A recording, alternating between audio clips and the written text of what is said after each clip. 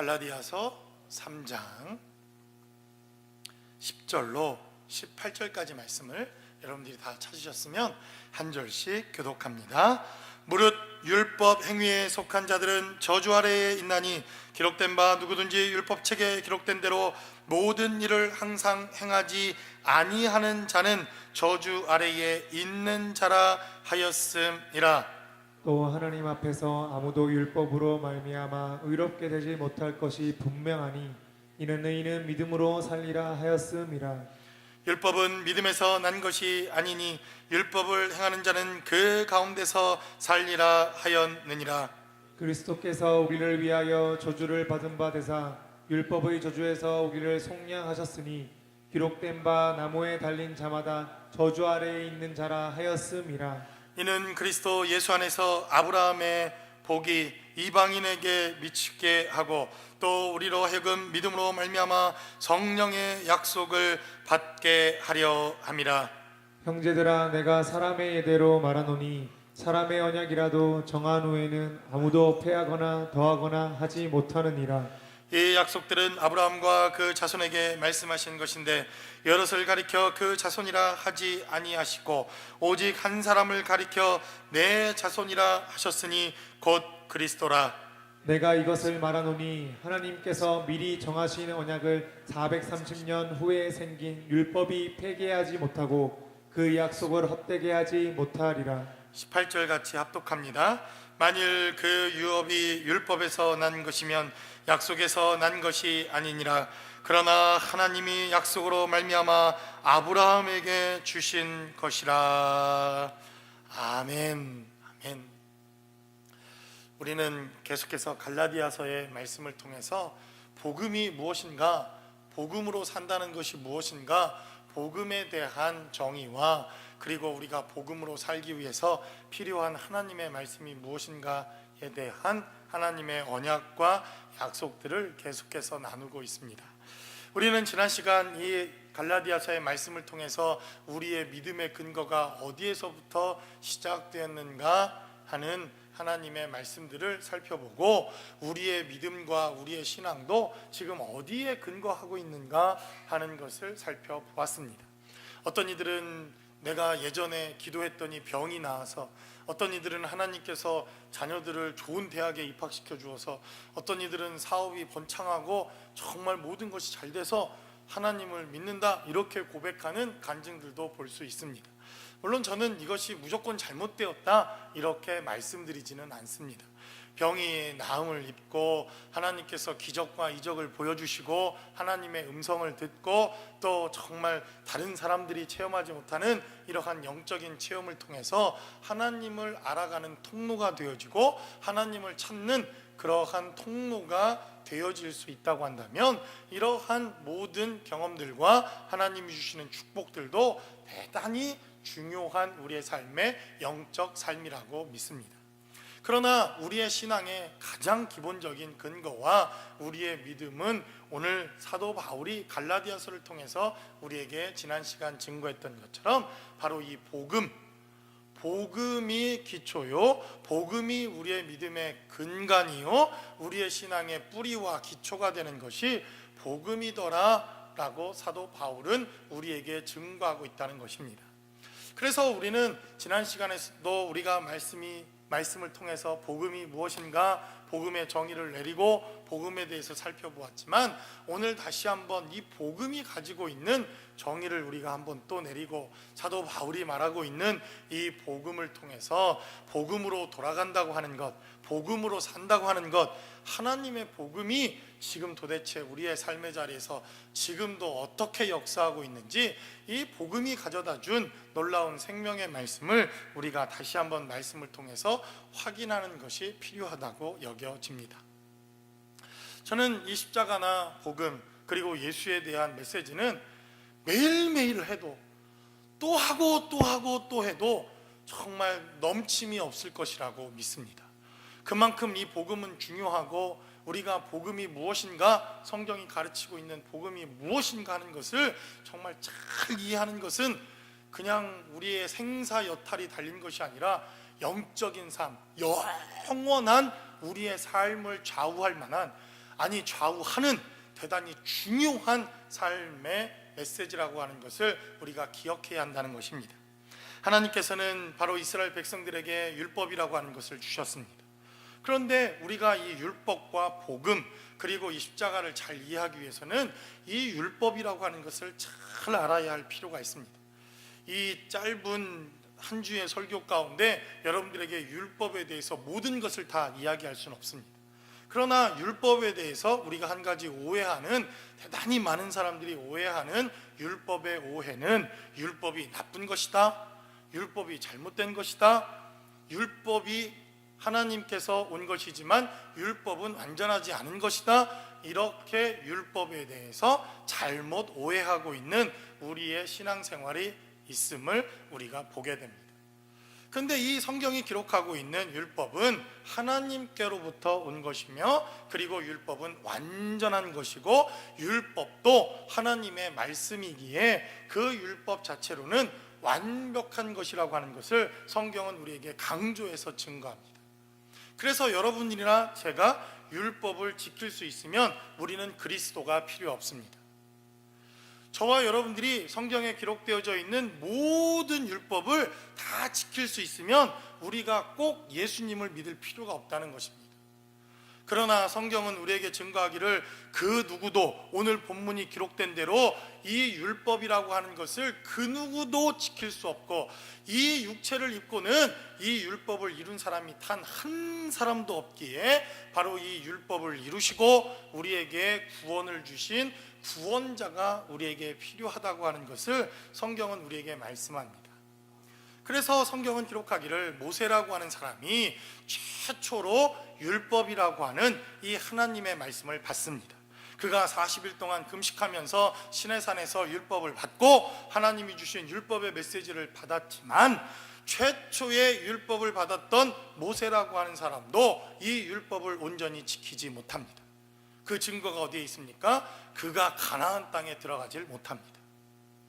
그가 율법을 가지고, 하나님이 약속하신 율법을 가지고 그가 가나안 땅에 들어가지 못했다고 하는 것은 우리가 이 복음과 그리고 하나님의 구속사를 이해하는 데 있어서 굉장히 중요한 사건입니다. 왜 그렇습니까? 율법을 가지고 만약 가나안 땅에 들어갔다고 한다면 우리는 율법을 가지고 구원을 이루어야 합니다. 다른 말로 하면 율법만으로도 우리는 가나안 땅에 들어갈 수 있다고 하는 것을 구약 성경이 말씀하는 것입니다.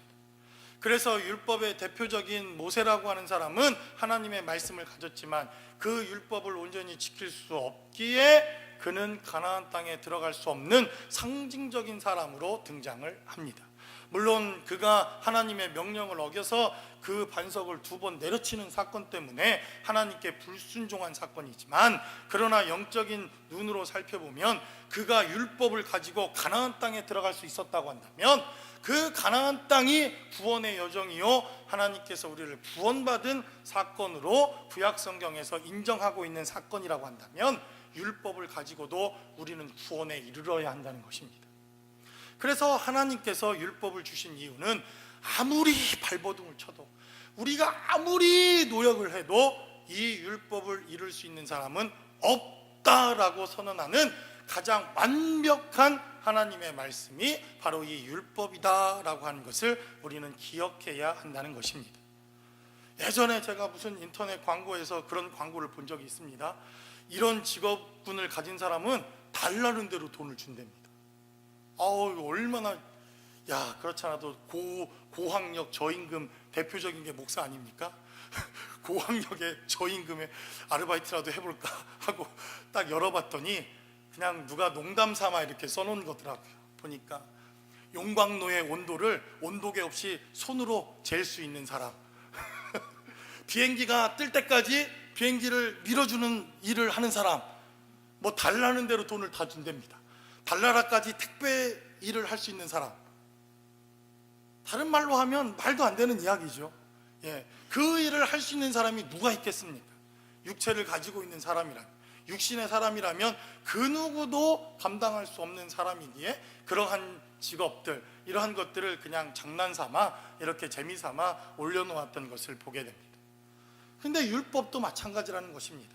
율법은 우리가 지킬 수 없는 법이요, 인간의 죄악된 속성으로는 우리가 이 율법을 완전히 완성할 수 없기에 바로 율법을 완전히 이루시고 율법을 마침이 되셨고 율법의 모든 것을 완성하신 육체를 입고 오신 하나님이 이 땅에 오셨으니 그가 누구입니까? 바로 우리가 예수라고 하는, 우리가 메시아라고 하는, 우리가 그리스도라고 하는 바로 그 하나님만이 육체를 입고 이 땅에 오셔서 모든 율법을 완성했다. 이것이 우리가 말하는 복음입니다. 그런데 어느 날부터 이스라엘 백성들이 이 율법을 다 지켰다, 나는 율법을 다 완성했다, 이런 사람들이 등장하기 시작합니다. 바리새인들, 서기관들, 사두개인들, 이 유대인들은 율법을 통해서 내가 죄인이고 율법을 지킬 수 없는 사람이라고 하는 고백을 하기 위해서 하나님이 율법을 주셨는데, 이들은 이렇게 주장합니다. 율법을 다 이루었고 나는 율법을 다 지켰고 하나님이 주신 율법이 부족해서 우리는 율법에 조문을 달아서 더 많은 율법이 요구하고 있는 이러한 것들도 지킨다, 이런 사람들이 등장하기 시작합니다. 그래서 우리가 말라기 이후에 등장하고 있는 이 유대인들, 이 이스라엘 백성들을 보면 그들은 율법을 다 이뤘다고 말하고 자신들은 하나님의 아들이라고 말하고 자신들만이 구원을 받는 선민이다, 이렇게 말합니다. 그래서 예수님께서 이 땅에 오시지 않았습니까? 그리고는 그들과 함께 율법에 대해서 논쟁하면서 예수님은 그 율법을 보다 더 강화하시고 보다 더 강력한 예수님의 율법을 우리에게 허락하십니다. 그게 무엇입니까? 산상수훈의 가르침입니다. 그래서 이스라엘 백성들이 내가 살인하지 아니하였다, 그래서 나는 율법을 지켰다 말합니다. 내가 간음하지 아니하였다, 그래서 내가 율법을 지켰다 말합니다. 내가 도적질하지 아니하였다, 그래서 그들은 율법을 지켰다 말합니다. 그래서 우리는 이 율법을 가지고도 구원을 얻을 수 있다라고 주장하자 예수님께서는 산상수훈을 통해서 무엇이라고 말씀합니까? 너희가 율법을 다 지켰다고 하나 그러나 살인하지 아니하였다고 하는 자들, 마음으로 형제를 미워하고 나가라고 욕하는 자들, 그들은 공회에 처할 것이요 불구덩이에 들어갈 것이요 그것이 살인이다 라고 말합니다. 너희가 간음하지 아니하였다고 말하느냐? 마음의 음란을 품기만 해도 너희는 간음한 자다, 이렇게 말합니다. 이러니 누가 이 율법의 메시지를 지킬 수 있겠습니까? 그리고 그들은 말합니다. 나는 절대로 도적질하지 아니하였다. 그러나 너희 마음 가운데 탐심, 욕심만 가지고도 너희는 율법을 금한 것이다, 너희는 도적질한 것이다 라고 주님께서 산상수훈을 통해서 율법이 이런 거였다고 한다면 예수님께서 가르쳐 주신 율법은 훨씬 더 율법을 우리가 도대체 지킬 수조차 없을 만큼 율법을 강화하십니다. 그리고 예수님께서 뭐라고 말씀하십니까? 나는 율법의 1.1핵이라도 다 이루었다라고 말씀하십니다. 그러니 이 바리새인들은 예수님만 없으면 자신들은 의인이요, 자신들은 구원받은 사람들이요, 자신들은 천국 가는 사람인데 예수라고 하는 청년이 나타나서 너희는 살인자요, 너희는 간음한 자들이요, 너희는 도적질한 자들이요, 너희는 율법을 이룰 수 없는 자들이라고 말하니 예수를 어떻게 해야 합니까? 바로 십자가에 못 박아야 합니다. 그 예수라고 하는 청년이 없어져야 자신들의 구원의 정당성이 확인이 되어지고 자신들이 구원받았다고 하는 선민이라고 하는 정당성이 확인되어지는 사건. 그래서 율법으로는 우리가 하나님의 아들을 십자가에 못 박을 수밖에 없다고 하는 그러한 증명된 사건이 바로 십자가의 사건입니다. 그래서 바로 그 십자가 사건을 통해서 우리에게 주어진 율법은 완벽한 것이지만 우리는 죄인이기에, 우리는 이 율법을 다 지킬 수 없는 자들이기에 그 율법을 가지고는 하나님의 아들을 십자가에 못 박을 수밖에 없다, 하나님을 대적할 수밖에 없다고 하는 사건이 바로 십자가 사건입니다. 그래서 오늘 본문에 기록되어져 있는 사도 바울은 율법과 복음을 깨달으라는 것입니다. 그리고 진짜 복음이 무엇인가, 우리에게 전달되어진 이 복음이 무엇인가 하는 것을 설명합니다. 오늘 본문에 기록되어져 있는 말씀을 통해서 우리에게 주어진 율법과 그리고 우리에게 주어진 복음, 그 율법과 복음을 통해서 깨닫게 되어지는 하나님의 말씀은 무엇인지, 그리고 우리가 함께 깨달아야 할 이 복음의 삶과 복음의 생명은 무엇인지 본문이 기록하고 있는 말씀을 통해서 함께 나눠보기를 원합니다. 첫 번째로 우리는 복음을 좀 정의할 필요가 있습니다. 지난 시간에도 누차 복음에 대해 설명하면서 제가 여러분들에게 정말 이제 귀에 딱지가 앉을 정도로 설명을 드렸습니다. 복음은 율법에 십자가가 더해진 것입니다. 복음은 율법에 예수 그리스도가 더해진 것입니다. 복음은 율법에 예수의 피가, 예수의 용서가, 하나님의 사랑과 하나님께서 우리의 죄를 다시는 기억하지 않겠다라고 하는 하나님의 언약이 더해진 것입니다. 여러분 믿으십니까? 그래서 어떤 이들은 복음에 대해서 설명하면서 이 율법의 기능을 빼버립니다. 대표적인 게 구원파입니다. 구원파는 복음을 온전히 이해하지 못해서 이 복음이라고 하는 것은 율법이 있고 그 율법에 예수가 더해지고 십자가가 있고 예수의 피가 더해진 것인데 이 율법의 기능을 빼버립니다. 그래서 자기네들은 죄를 안 짓는다고 말하니 도대체 말이 되는 이야기입니까? 그런데 오늘 성경이 기록하고 있는 이 메시지를 살펴보니까 10절로부터 무릇 율법 행위에 속한 자들은 저주 아래에 있나니 기록된 바 누구든지 율법책에 기록된 대로 모든 일을 항상 행하지 아니하는 자는 저주 아래에 있다라고 말합니다. 바로 이 율법은 우리의 죄를 드러내고 우리가 죄인임을 밝히 보여주고 이 율법 앞에 서면 우리가 죄인이구나 라고 하는 것을 깨닫게 하는 법이 바로 이 율법입니다. 그래서 이 복음이라고 하는 것은 율법에 십자가가 더해졌기에 복음을 만나기만 하면 그 복음을 만난 자들의 첫 번째 고백이 무엇입니까? 내가 죄인입니다 라고 하는 고백이 이 복음 앞에 복음을 만나는 사람들의 고백이라고 하는 것을 성경은 우리에게 증거합니다. 예수님의 수적 제자였던 베드로라고 하는 사람은 예수님께 삶의 자리를 고백하기 전에 그는 예수님을 만나는 삶의 경험이 있었습니다. 누가복음 5장에 기록되어져 있는 이 베드로가 예수님께 회심하는 사건 이전에 베드로는 이미 예수님을 만난 경험이 있습니다.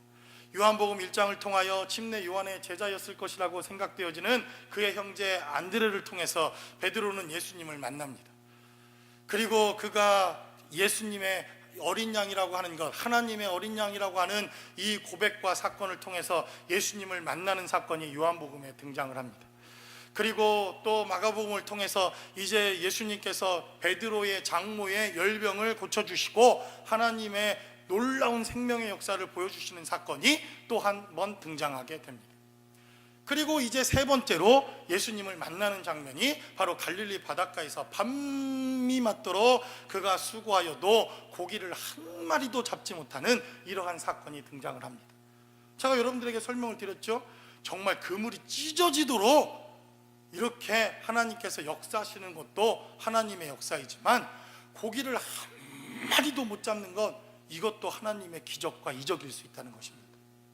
그럴 때는 하나님이 도대체 무슨 일을 하시는가 봐야 할 필요가 있습니다. 여러분, 여기에 물고기를 내려도 한 마리도 안 잡히고 저기에 물고기를 내려도 안 잡힌 거 누가 한 겁니까? 밤새도록 물고기를 잡고 있는 이 베드로를 먼 발치에서 바라보고 있던 예수님께서 물고기 있는 곳에 그물을 내리면 획 이쪽으로 옮기시고 또 이쪽으로 가서 막 고기를 잡으면 또 고기를 다 이쪽으로 내쫓으신 거 아닙니까?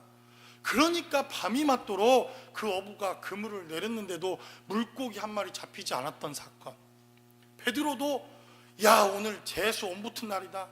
아주 그냥 오늘 하나님이 정말 나에게 좀 축복을 주셔야 될 텐데 하나님의 역사가 떠나간 날인가 보다.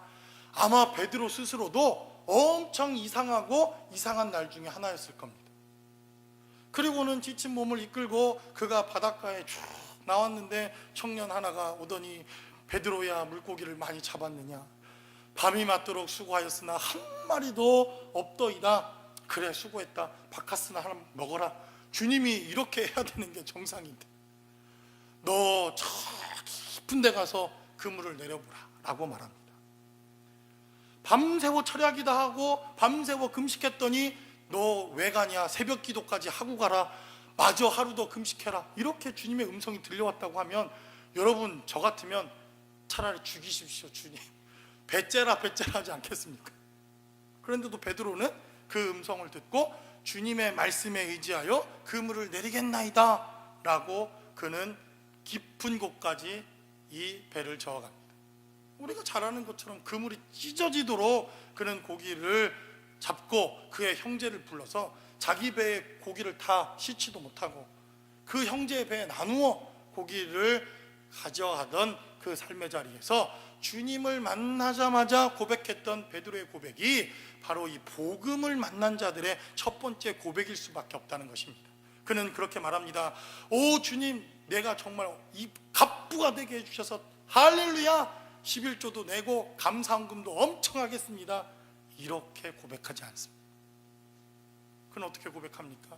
주님, 주여, 나는 죄인이로소이다, 나를 떠나소서라고 베드로는 고백하더라는 것입니다.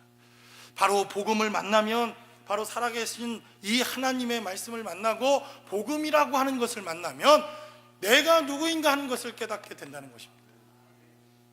바로 내가 죄인인 것, 지금까지 하나님 없이 살아왔던 죄인이라고 하는 것, 정말 예수가 없이는, 하나님의 은혜가 없이는 죽을 수밖에 없는 죄인이라고 하는 삶의 고백이 시작되어지는 것, 이것이 바로 복음이 가지고 있는 하나님의 능력이요 축복이라고 하는 것을 우리는 깨달아야 할 필요가 있습니다. 왜 우리가 이것을 깨닫습니까? 복음 안에는 율법이 가지고 있는 율법의 기능이 있기 때문에 그렇습니다. 그러나 그 이전에 율법만 갖고 있었을 때는 내가 아무리 죄인임을 깨달았어도 그 이후에 용서받을 길이 없었습니다. 그러나 복음이라고 하는 것은 죄를 깨닫자마자 예수의 피가 우리를 용서했고 예수의 십자가가 우리의 죄를 사했고 주님께서 우리의 모든 죄를 사하셨다고 하는 이러한 선포와 선언이 복음이다라고 사도 바울은 우리에게 증거합니다.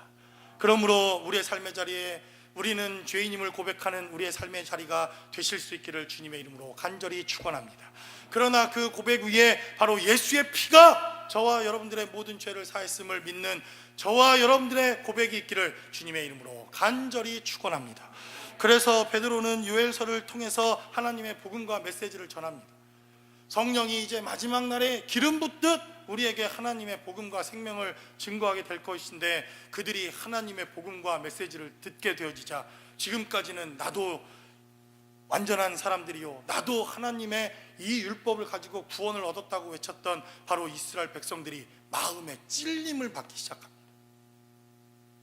왜 마음에 찔립니까? 그들이 복음을 듣게 되어지자, 복음 앞에 서게 되어지자 이 복음이 가지고 있는 강력한 율법의 기능이 그들의 마음을 찌르고 죄악을 들추어내고 우리 안에 숨겨져 있던 죄의 뿌리들을 밝히 드러내니 그들이 양심의 가책을 받아 내 마음이 찔리고 내 마음이 이 죄악 가운데 어찌할꼬라고 그들이 이 복음의 메시지를 듣게 되어지자 베드로에게 울부짖기 시작합니다. 그래서 여러분들 가운데 내가 죄인임을 고백하지 못하는 분들, 정말 여러분들이 복음 안에 살고 있는지 다시 한번 확인해야 할 필요가 있습니다. 내가 죄인임을 고백하지 못하는 삶의 자리, 여러분과 하나님이 상관없는 사람일 수도 있다는 것입니다.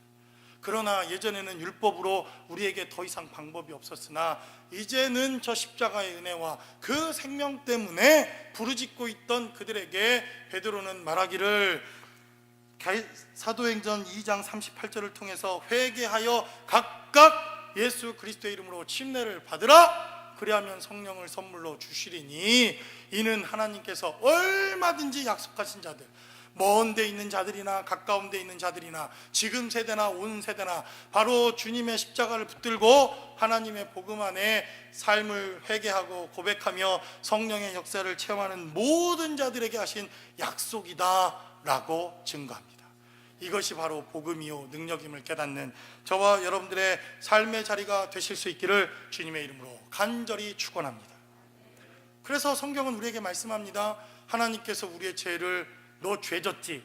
내가 용서해 줄게, 이렇게도 말씀하시는 것이 아니라 하나님은 아예 기억도 못 하신다는 겁니다. 죄 있나? 이렇게 살펴봤더니 그 안에 예수의 피가 온통 발라져 있고 주님의 약속이 온통 그 안에 있어서 네가 언제 죄인이었냐? 이렇게 주님이 물으시고, 나는 네가 죄인이었음을 아예 기억지도 못한다 라고 히브리서는 우리에게 증거합니다. 그래서 복음은 바로 율법과 십자가, 그래서 우리는 오늘도 죄인임을 고백해야 합니다. 그러나 그 고백과 동시에 주님의 십자가가 저와 여러분들의 모든 죄를 사했음을 고백하는 저와 여러분들의 삶의 자리가 되시기를 주님의 이름으로 간절히 축원합니다. 두 번째로 본문은 우리에게 증거하기를, 그러나 이 복음은 그 우리를 구원시키는데 만족하지 않고 자라가고 성장하며 하나님 나라를 이루는 데까지 이 복음은 끊임없이 일하고 역사한다고 하는 것을 우리에게 증거합니다. 3장 11절은 증거하기를, 또 하나님 앞에서 아무도 율법으로 말미암아 의롭게 되지 못할 것이 분명하니 이는 의인은 믿음으로 살리라 하였음이라 라고 성경은 기록합니다. 우리가 몇 차례 갈라디아서를 통해서 큐티를 하면서 벌써 이미 나눴던 말씀입니다. 갈라디아서 3장 17절 그러면 자동적으로 떠올라야 하는, 옛날에 무슨 CF도 있지 않았습니까? 자동적으로 어디가 떠올라야 됩니까? 로마서 1장 17절 그리고 히브리서 10장 38절의 말씀이 동일하게 이 갈라디아서 3장 11절 말씀과 떠올라야 합니다. 제가 수차례 찾아봤으니까 더 이상 찾아보라고는 안 하겠습니다. 로마서 1장 17절은 기록하기를, 복음에는 하나님의 의가 나타났으니 믿음으로 믿음에 이르게 하느니라 라고 말합니다. 그리고 나의 의는 믿음으로 말미암아 살리라 함과 같으니라 라고 성경은 기록합니다. 바로 이 갈라디아서 3장 11절에 쓰여 있는 하박국 2장 4절의 말씀을 바로 로마서 1장 17절에도 사도 바울이 동일하게 기록해 놓습니다. 그리고 히브리서 3장 38절에도 기록하기를, 우리는 뒤로 물러가서 예전 개역 성경에는 침륜에 빠질 자가 아니다 이렇게 말합니다. 예전에 기록되어져 있는 성경에는 우리가 이제는 뒤로 물러가 시험에 당하고 뒤로 물러가 또 우리가 믿음으로 고난과 어려움 가운데 있는 우리의 삶의 자리에서 믿음이 파선할 자가 아니라고 말합니다. 이제는 우리가 믿음으로 말미암아 구원에 이르게 하는 하나님의 역사를 가진 자인데, 히브리서 10장 38절에도 바로 우리는 믿음으로 하나님께서 우리를 축복하시고 나의 의는 믿음으로 살리라 이렇게 고백하는 것을 보게 됩니다. 그래서 이 히브리서의 10장 38절에도 본문이 기록되어 있는 바로 하박국 2장 4절에 기록되어져 있는 나의 의는 오직 믿음으로 살리라 라고 하는 메시지가 로마서에도 또 갈라디아서에도 히브리서에도 기록되어져 있습니다. 제가 여러분들 이해를 돕기 쉽게 이거에 대해서 진짜 이제 식사를 하셔야 되는데, 제가 더러운 얘기 지난번에도 하지 않았습니까? 다 기억하고 있겠지만 여러분들이 뇌리 속에 좀 박히라고 더러운 얘기 하나를 하겠습니다. 똥 누워 똑같은 얘기입니다. 똥 싸 밥 먹어야 되는데, 처음에는 물음이죠, 그렇죠? 두 번째는 계속 하라고 하는 대답입니다. 마지막은 계속 하고 있는 것을 하라고 하는 이야기죠. 똑같은 단어이지만 쓰임이 다르고 의미하는 바가 다릅니다. 마찬가지로 하박국에서 증거하고 있는 메시지도 동일한 하박국의 메시지를 로마서에서, 갈라디아서에서, 히브리서에서 증거했지만 그 쓰임은 다릅니다. 로마서에서 말하고 있는 이 나의 의는 믿음으로 살리라 라고 하는 메시지는 우리가 믿음으로 구원받는 믿음을 의미합니다. 그래서 로마서는 계속해서 어떻게 믿음으로 구원을 받는가, 우리가 말로 시인하면 구원을 얻게 되어지는데 믿음으로 구원을 받는다, 이것에 대한 메시지가 로마서를 통해서 계속해서 증거됩니다. 그리고 갈라디아서는 우리에게 증거하기를, 입술로 이제 믿음으로 구원을 받은 자라면 이 믿음을 가지고 어떻게 살 것인가에 대한 메시지가 갈라디아서에 기록되어져 있습니다. 히브리서는 이제 믿음으로 하루하루를 살았더니, 오늘을 살고 1년을 살고 10년을 살고 20년을 살고 믿음으로 30년을 살았더니, 믿음으로 살아왔던 우리의 삶의 자리에 이제 그 믿음을 결산할 때가 되어지니, 바로 히브리서 11장에 등장하는 믿음의 장에서처럼 그 믿음의 사람들이 살아왔던 발자취를 통해서 하나님께서 엄청난 믿음의 열매를 말씀하시는 그 믿음, 히브리서에서 가르치고 있는 믿음은 바로 이것입니다.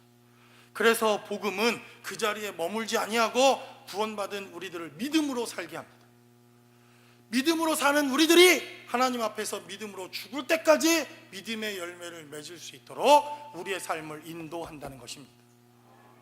이것이 바로 복음이 살아있다고 하는 역사요, 바로 이 복음으로 산다고 하는 사람들이 하나님의 말씀을 통해서 지속적으로 성장하고 지속적으로 하나님을 닮아간다고 하는 이러한 말과도 동일한 메시지입니다.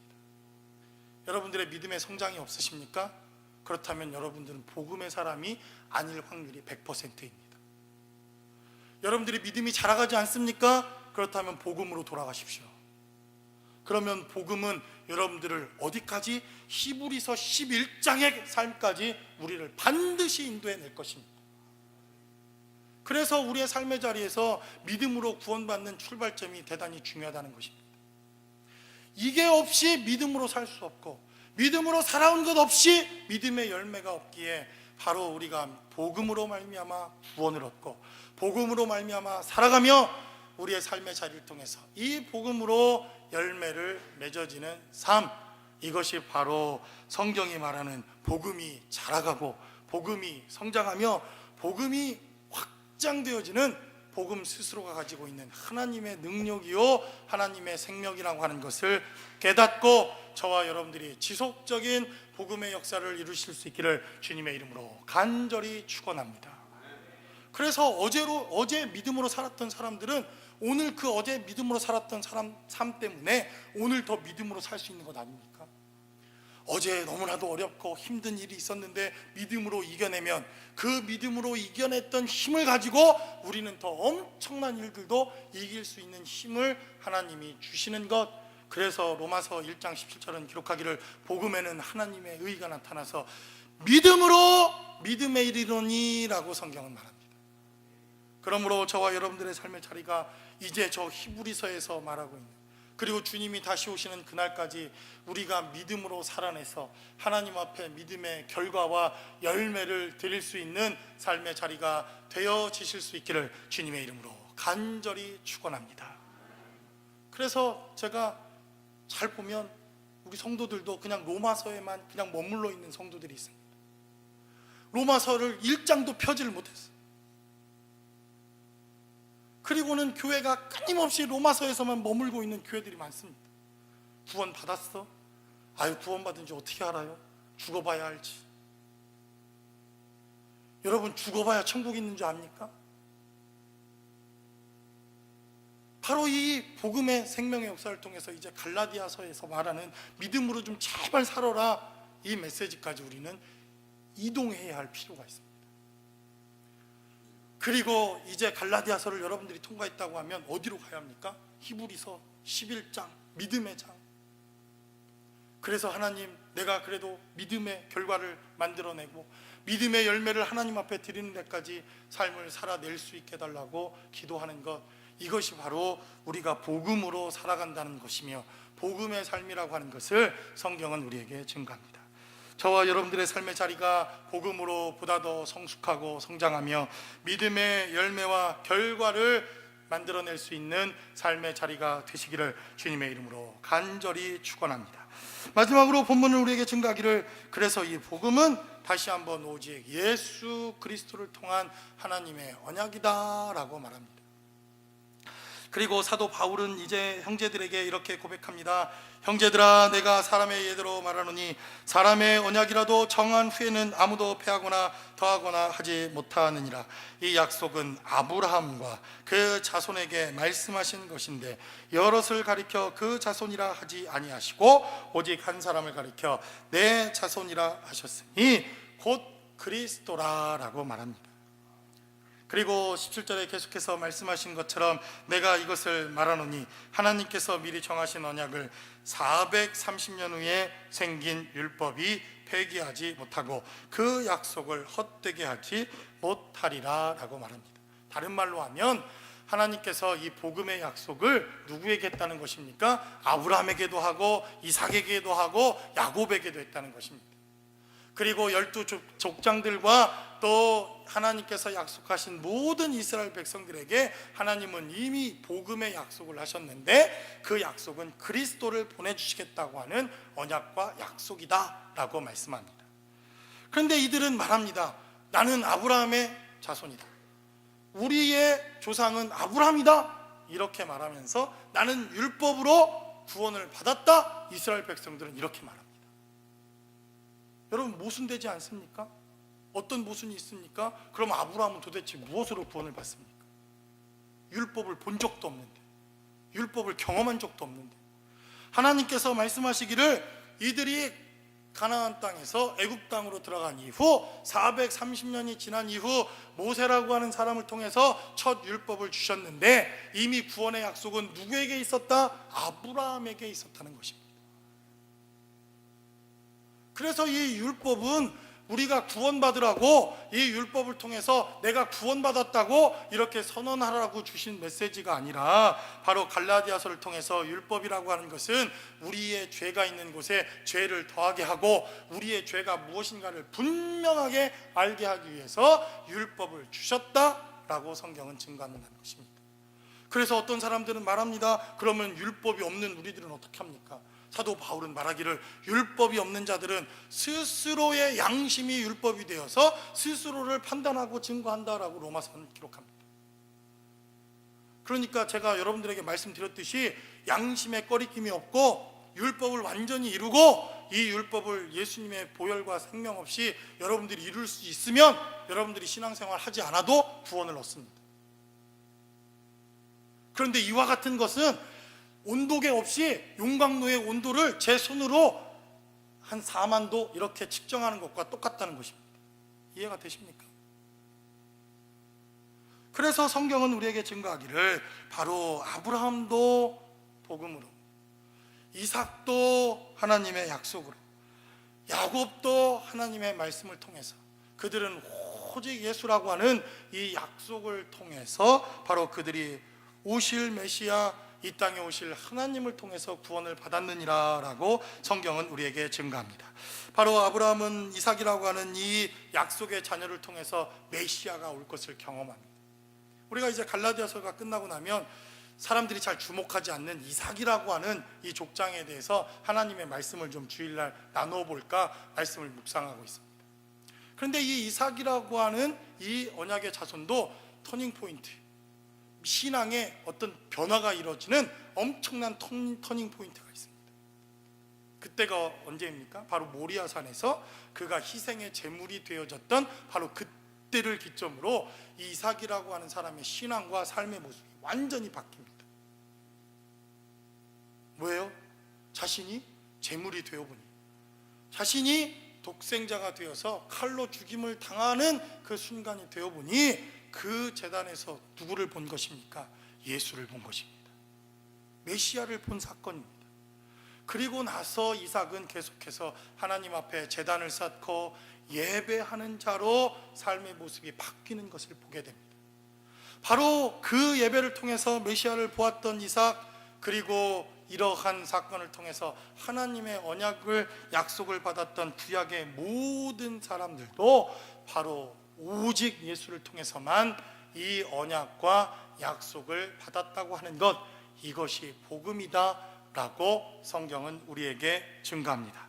그러므로 구약에서 기록되어진 사람들은 오실 예수를 통해서 구원을 받았습니다. 오실 예수, 먼 발치에 보여지지만 그러나 그 예수가 오면 우리도 구원을 얻고 그 예수 때문에 우리가 죄사함을 받는다고 하는 이 구원의 확신을 통해서 그들은 오실 예수를 바라보며 구원을 얻었다라고 말합니다. 갈라디아서를 통해서 이 편지를 쓰고 있는 사도 바울과 갈라디아 교회에 이 편지를 수신했던 사람들은 오셨던 예수 때문에 그들은 구원을 받았습니다. 그리고 그들은 직접 그 예수를 눈으로 보았고 우리가 그 약속을 받지 않았느냐라고 말합니다. 우리는 오셨던 예수, 그리고 다시 오실 그 예수 때문에 구원을 받습니다. 이것이 바로 복음이요, 이것이 바로 하나님께서 우리에게 약속하신 하나님의 약속이더라라고 말합니다. 그러므로 우리의 삶의 자리에 이제 오셨던 그 예수, 그리고 이 땅에 다시 오시리라 약속하신 그 예수님 때문에 저와 여러분들의 삶의 자리에 오늘도 구원을 이루며 그 구원의 감격 속에 살아갈 수 있는 저와 여러분들의 삶의 자리가 되실 수 있기를 주님의 이름으로 간절히 축원합니다. 기도하겠습니다.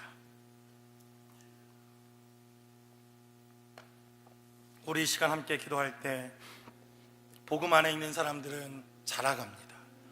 성장합니다. 예수님까지, 예수님이 오시는 그날까지 이 복음의 역사와 생명을 막을 수 없기에 주님, 오늘도 믿음으로 살아내며 우리의 믿음의 근거와 신앙의 근거가 바로 예수 그리스도, 그분의 생명과 은혜 안에서 우리의 삶의 자리에 함께 할 수 있게 해달라고, 우리의 믿음의 근거가 어디인지 다시 한번 확인하며, 그리고 내 안에 있는 죄악과 허물들을 다시 고백하고 그 십자가 붙들고 용서하시는 하나님의 은혜 가운데 나아갈 수 있게 해달라고 우리 시간 다 함께 한 목소리로 기도하겠습니다.